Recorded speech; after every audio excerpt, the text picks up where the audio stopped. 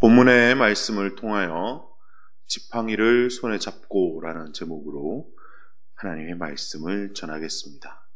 지팡이를 손에 잡고라는 제목입니다. 혹시 밀당이라는 단어를 들어보셨습니까? 밀당은 요즘 젊은 세대들이 연애를 하면서 쓰는 단어 중에 하나인데요. 밀고 당긴다의 줄임말입니다. 왜 줄여서 쓰는지는 모르겠는데 줄여서 쓰더라고요. 밀 때는 좀 대면대면하게 하고 또 당길 때는 한없이 잘해준다 그런 의미인 것 같아요. 그런데 이 밀당을 잘하는 사람이 연애의 고수라고 합니다. 연애를 잘하려면 밀당을 잘해야 된다 그런 말들이 있더라고요.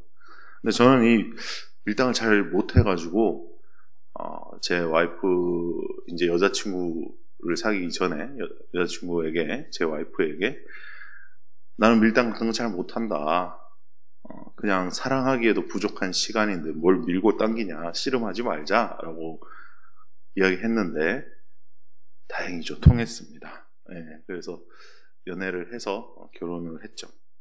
오늘 본문에도 보면 밀고 당기는 주도권 싸움이 등장합니다.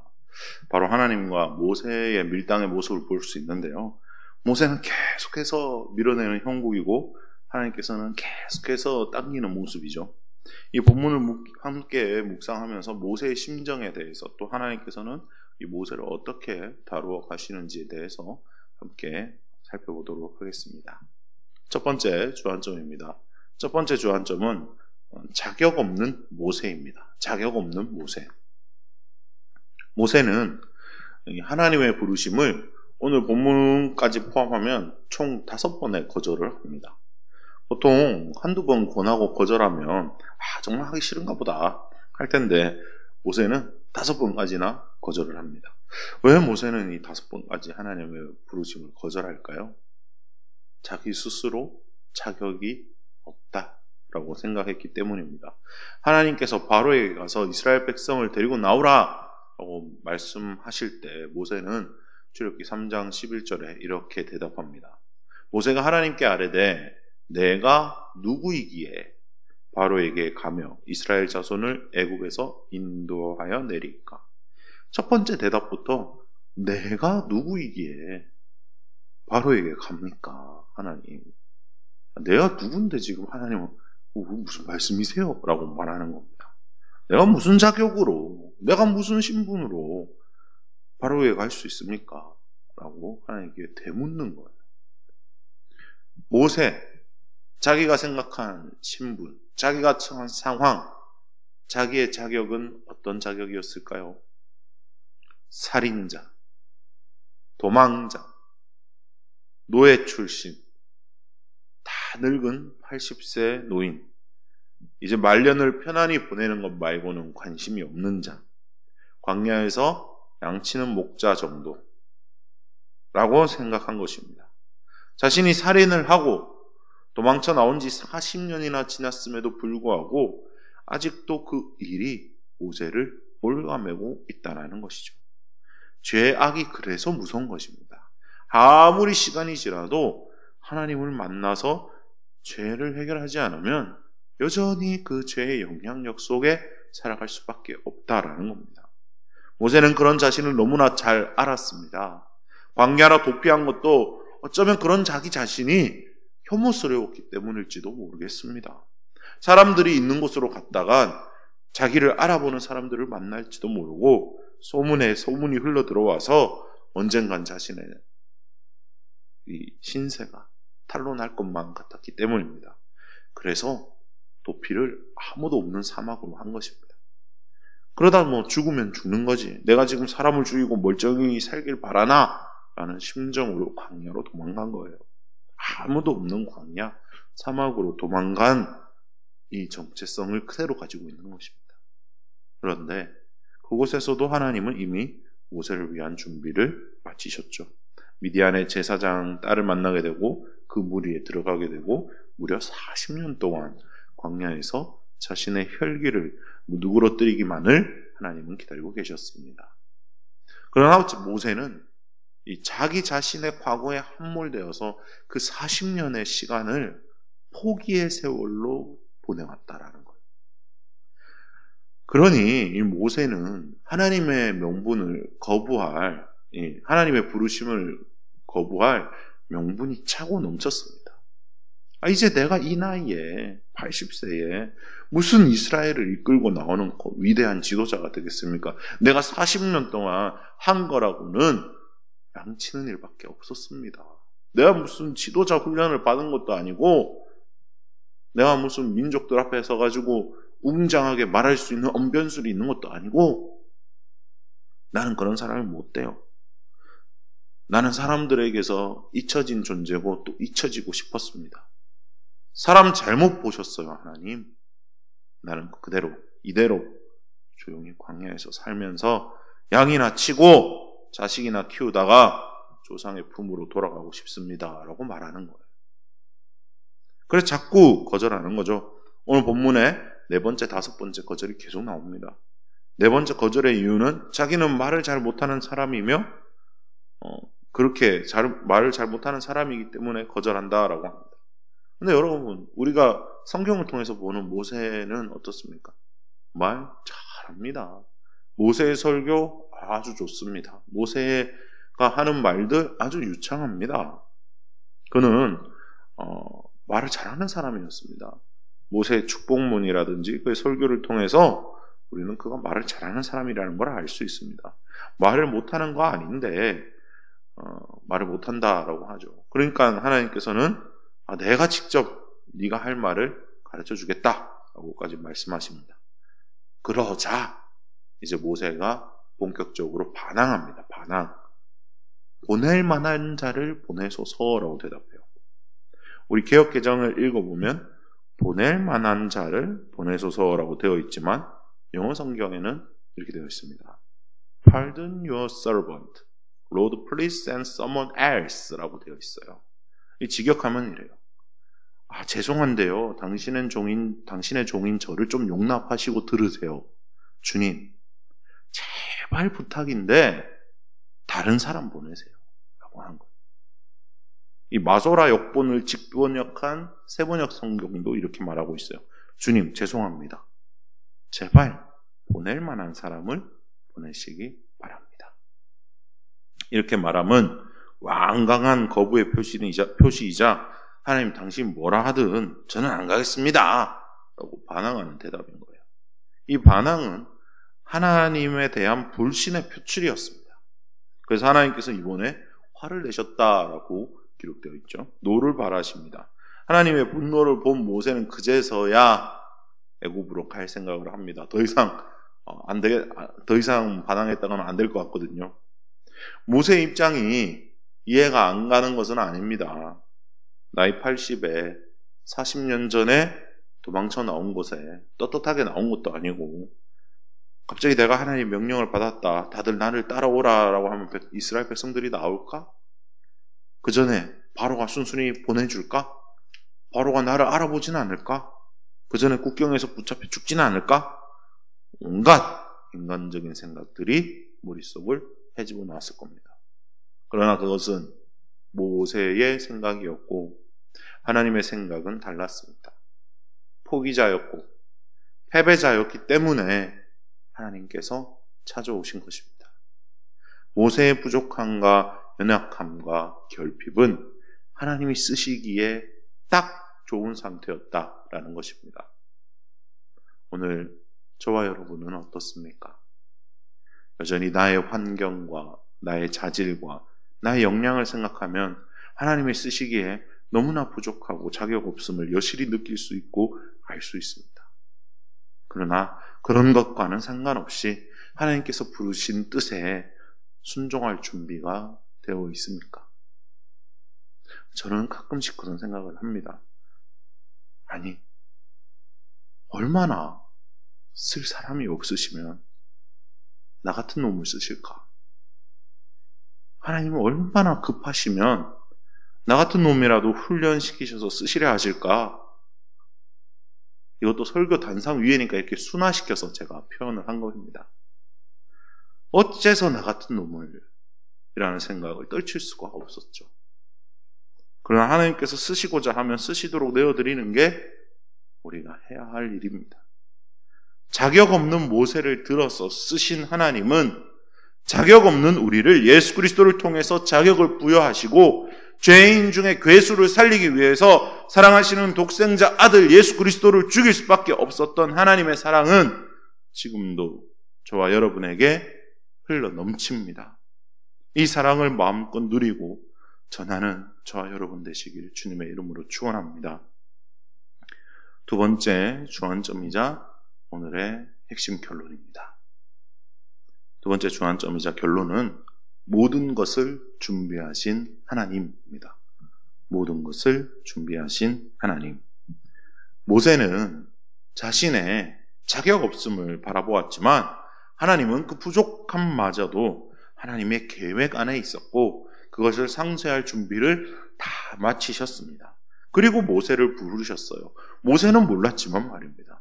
오늘날 우리도 마찬가지입니다. 하나님의 사역, 하나님의 사명을 감당하기 위해서 내가 뭔가를 갖추고 뭐 해야 되겠다. 어떻게 보면 지나친 겸손은 교만에 가깝습니다. 하나님은 모세를 위해서 어떤 것들을 오늘 준비해 주셨습니까? 본문 12절, 14절, 17절에 하나님께서 준비하신 목록이 나옵니다. 12절에 어떤 것들을 준비해 주셨습니까? 12절에 보면 하나님께서 내가 해야 할 말을 가르쳐 주겠다라고 준비해 주셨습니다.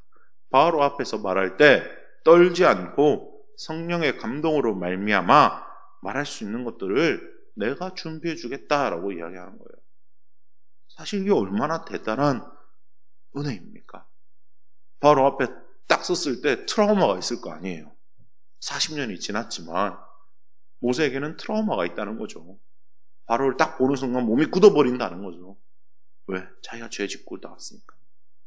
그런데 그 앞에서 혀가 굳지 않고 몸이 떨지 않고 할 말을 할 수 있게 내가 모든 거 준비해 줄 테니까 그냥 가기만 해 라고 이야기하는 겁니다. 두 번째 준비는 어떤 준비입니까? 14절에 보면 아론을 준비해 주겠다라고 말씀하세요. 아론은 말까지 잘하는 사람이래요. 근데 여러분, 이 모세와 아론의 사이를 좀 생각을 해보시기 바랍니다. 모세와 아론은 지금 왕래하는 사이입니까? 서로 잘 아는 사이일까요? 아닙니다. 아론과 헤어진 지 꽤 오랜 시간이 지났습니다. 모세가 공주의 아들로 입적되면서부터 아마 아론과 교제는 끊어졌을 것입니다. 학자들마다 의견은 좀 다른데요. 모세가 젖먹이를 끝낼 때까지 어머니와 함께 살았다라고 보는데 보통은 이 젖먹이를 끝내는 시점이 히브리인들은 3살까지라고 이야기합니다. 3살. 그러니까 대개 3살까지는 어머니 미리암 품 안에서 젖을 먹었다라고 보는 거예요. 실제로 3살, 우리나라 나이로 치면 4살인데요. 이 4살까지 젖을 먹지는 않죠. 그런데 히브리 사람들은 그렇게 키웠다고 해요. 그러니 모세가 아론에 대한 기억은 한 3, 4살 정도에 머물러 있는 겁니다. 기억이 날 듯 말 듯한 거죠. 그리고 모세는 왕궁 생활하러 갑니다.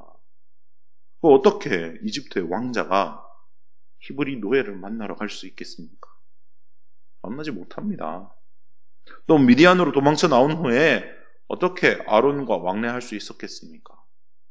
못합니다. 자기 스스로 숨기 위해서 나왔는데요. 아론을 만나다니요. 이미 다 소문은 퍼졌겠고 아론을 만나면 왜 그랬냐부터 시작해가지고 아주 너 때문에 우리 민족이 얼마나 고통받고 있는데 이런 소리 들을 거 아닙니까? 그래서 아론은 사실 모세에게 좀 뜻밖의 인물이었습니다. 뜻밖의 이름이었다라는 거죠. 전혀 예상하지 못한 이름이었습니다. 모세 스스로 의아했을 것이지만 하나님께서는 아론을 준비시키시고 아론이 모세를 볼 때 아론의 마음에 뭐가 있다라고 기록하셨습니까? 기쁨이 있게 하겠다라고까지 이야기해줘요. 그러니까 모세의 불안감을, 아론을 만났을 때의 불안감을 상쇄시켜주는 도구를 하나님께서는 다 만들어 놓으셨다라는 겁니다. 80여 년의 세월을 뛰어넘어 재회의 기쁨을 누릴 수 있도록 준비해 주겠다라는 이야기입니다. 이는 곧 출애굽기 4장 27절에 이루어집니다. 제가 읽어드리겠습니다. 여호와께서 아론에게 이르시되 광야에 가서 모세를 맞으라 하시매 그가 가서 하나님의 산에서 모세를 만나 그에게 입맞추니. 내비게이션도 없고 전화기도 없는 시대에 하나님께서 갑자기 아론에게 광야로 나가서 모세를 맞으라라고 하십니다. 뭐 어디 있는지 알고 광야로 갑니까? 아론. 근데 아론은 하나님의 산에서 모세를 만났다라고 기록되어 있습니다. 이 말은 하나님께서 정확한 방향과 언제 그를 만나게 하실지 인도하셨다라는 거죠. 아론은 길도 없는 광야를 하나님의 인도하심을 따라 모세를 만날 수 있었고, 만나자마자 다시 찾은 동생의 입을 맞추며 기쁨을 나누었습니다. 하나님의 준비하심은 이토록 세심하고 철두철미합니다. 모세는 자신이 준비되고 있다는 사실조차 몰랐지만 하나님은 그를 80년 동안 준비시키셨고, 또 사명을 감당하기 직전에 이런 세심한 배려와 조율을 통해서 모세가 하나님의 사명을 감당할 수 있도록 만반의 준비를 하셨다라는 것입니다. 이 하나님이 저와 여러분의 하나님이 되시길 주님의 이름으로 축원합니다. 비록 저는 인생을 그렇게 오래 살진 않았지만 이 짧은 인생의 날들 속에서 하나님의 신묘막측한 준비하심을 많이 경험했습니다. 특별히 언제? 믿음의 도전을 할 때 정말 말도 안 되는 도움으로, 정말 제가 생각하지 못했던 방법으로 하나님께서는 도움의 손길을 보내주시고 문제를 해결하시는 경험을 정말 많이 했습니다. 중요한 것은 하나님께서 나를 향한 계획이 있으시다는 것과 그 계획에는 완벽한 하나님의 준비가 있고 그 예배하심이 보이지 않을지라도 믿음으로 첫 발을 내디디면 하나님께서 모든 것을 주관하여 선을 이루게 하시는 분이 우리 하나님, 우리 아버지 되신 하나님이라는 사실입니다. 세 번째 준비는 무엇입니까? 세 번째 준비는 모세가 들고 있던 지팡이였습니다. 이 지팡이는 양떼를 치는 지팡이입니다. 우리가 혹 생각하는 이렇게 아주 두껍고 좋은 나무로 된 그런 지팡이가 아닙니다. 양을 쳐야 하기 때문에 가볍고 휘두르기 좋고 목을 끌어야 되기 때문에 끝은 살짝 굽어진 그런 지팡이입니다. 실로 평범하고 볼품없는 지팡이다라는 거죠. 그러나 이 지팡이로 하나님께서는 어마어마한 일들을 행하십니다.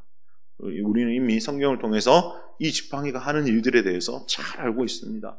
홍해도 가르고 반석에서 물도 나오고 10가지 재앙도 나오고, 이 평범한 지팡이가 하나님의 권능의 상징이 되었다라는 것이죠.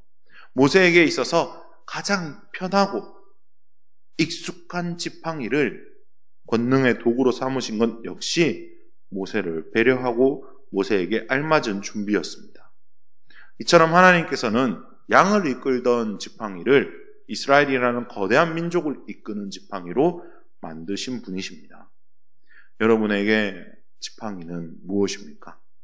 하나님께서 저와 여러분에게 주신 지팡이가 있을 것입니다. 하나님의 사명을 감당할 수 있도록 제 손에 딱 알맞는 맞춤형 지팡이를 주셨을 겁니다. 성경에 이렇게 기록되어 있습니다. 하나님의 부르심과 은사에는 후회하심이 없다라고 말입니다.